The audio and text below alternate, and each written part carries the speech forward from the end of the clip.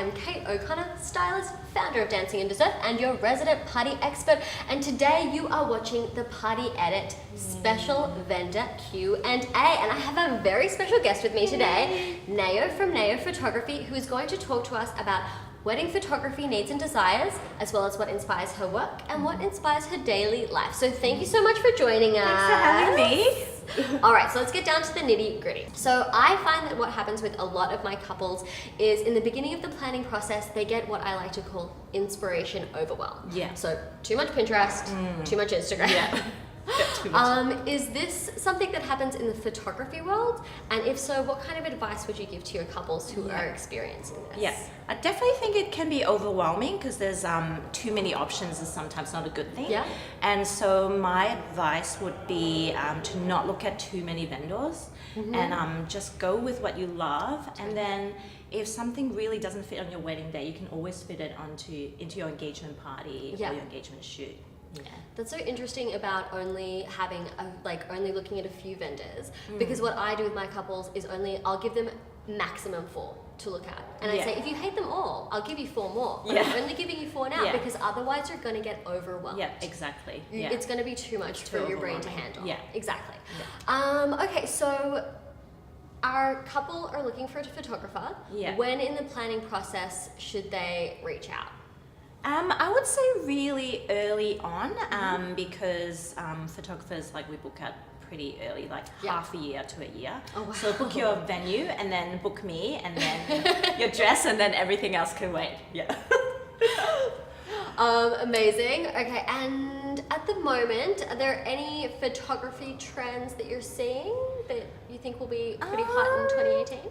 Well, I think with photography, it's important to keep up with the trend but also be classic, because otherwise if you look at your photos in a few years time, they'll be outdated. So you want something timeless. Yeah, so for example, my style is just bright and happy and light, and so I don't think that will go out of fashion anytime soon. And but one of the trends I've seen in terms of photography is symmetry, and everything's symmetrical, the lines are straight, and so that's the main thing. Whereas a few years ago it was that diagonal off. I don't know what it's like. I don't like it.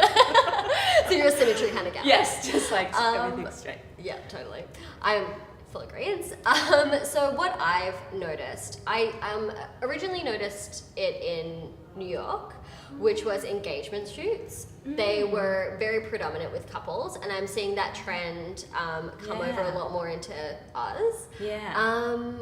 Do you have any advice for your couples about engagement shoots? And do you think that they should have the same photographer for their engagement shoot as they do for their wedding? I love engagement shoots as well, because they're so much fun and they're more casual, and you want some photos with you and your fiance that's not in the wedding dress and everything. And you can just do so many things and props that you may not be able to fit on your wedding day. And I definitely recommending going with the same photographer for engagement and wedding, because that way we get to know each other and work. You know how I work and I know how you guys work. I know your good angles. Important. And then it's just more flowing, and then your photos will flow as well. You don't want photos that are really different. It's a practice. Your engagement shoot is a practice for your wedding day. Yes. So for couples that don't necessarily feel 100% comfortable in front of the camera, do you have any advice for them? Well, it's totally fine, because I don't feel that comfortable in front of the camera. I prefer to be behind the camera.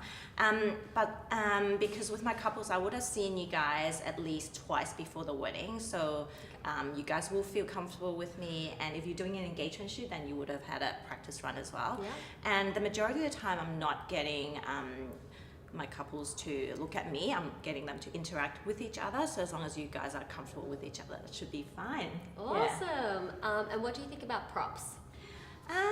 Props are handy, because usually with your hands you don't know what to do with your hands.